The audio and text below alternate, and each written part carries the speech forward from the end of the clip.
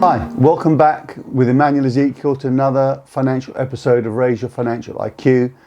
We're still in the midst of COVID, coronavirus, and today I want to talk specifically about tenants, people renting the actual property, and why this is important. So the government have put in a measure that's talked about a payment holiday, a rental payment holiday.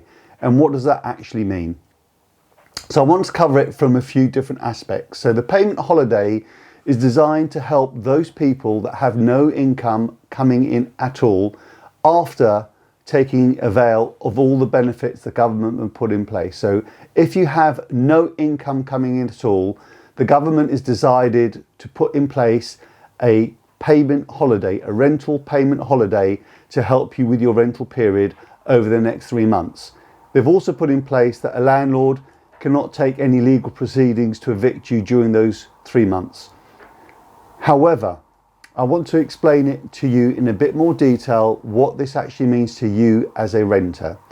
So we'll talk about if you're not able to pay your rent at all, and hypothetically, if your rent is £1,000 a month and you do not pay it for the next 3 months, that means the £3,000 that you owe the landlord is just added to the rental. So let's say hypothetically you're into a 12-month agreement and you have 9 months left.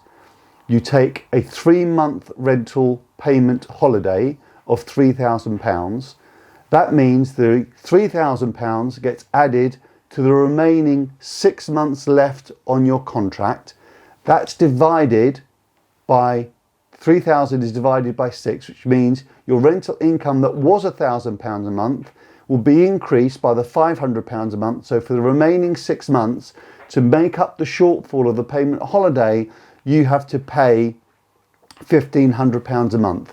If your contract is lower than that, it's going to be higher than that, or you're going to have to come to a payment arrangement with your landlord where you extend your contract period for a number of months to make up the shortfall. So although it's called a payment holiday, it's not a freebie. You're still going to be liable to pay that to your landlord. Now, why is that important? So rather than not paying your landlord anything, who also has obligations and financial obligations to meet the same way that you do, what I'm suggesting is that you take avail of all the support available to you through the government and through other media. And again, I'll put a link below of where these different supports are and how you claim for them in terms of universal credit and so forth.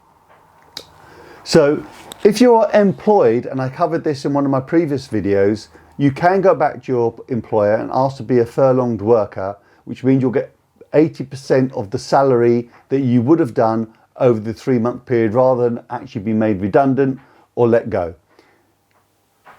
Now, 80% of your salary will allow you to pay some of your rent, maybe not all of your rent, but some of your rent, so you don't fall so far behind in arrears.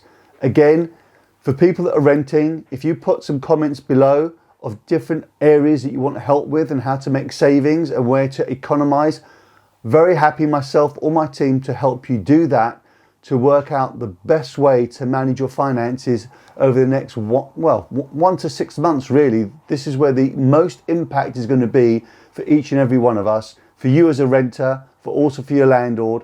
I have 2 hats. I've rented before and I've also been a landlord. In fact, I'm still a landlord, so I'm able to see this from both perspectives and to understand the law from both sides. I've said in my previous videos, we have to work together. We're all going to suffer in some shape or form together.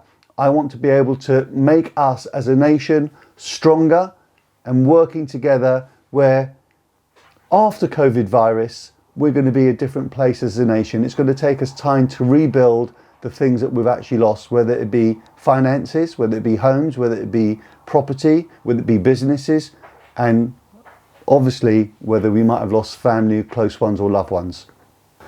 So what other measures are being put in place right now? So places like the supermarkets, and again I'm going to put a link at the bottom, are looking for workers to help them stack the shelves because of the demand of the food, the run on the food.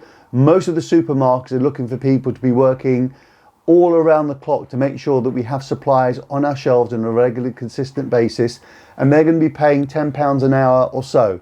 Again, it's not a huge amount of money, but it'll bring some money in to allow you to pay for things, the essential things that you need on a regular basis.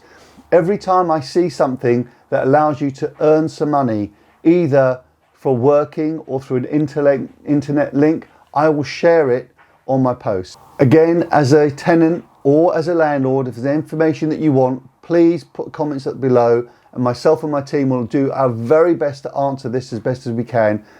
For the next couple of weeks, we're all going to be in lockdown. I will have time to go through the information, go through the contents that you've actually sent, through the comments, do the research, and try and get back to you with the best possible answers that I can. Hope to see you guys soon. Keep safe, keep your family safe. We're in troubling times. The most important thing is for you and your family to stay safe. Hope to see you soon.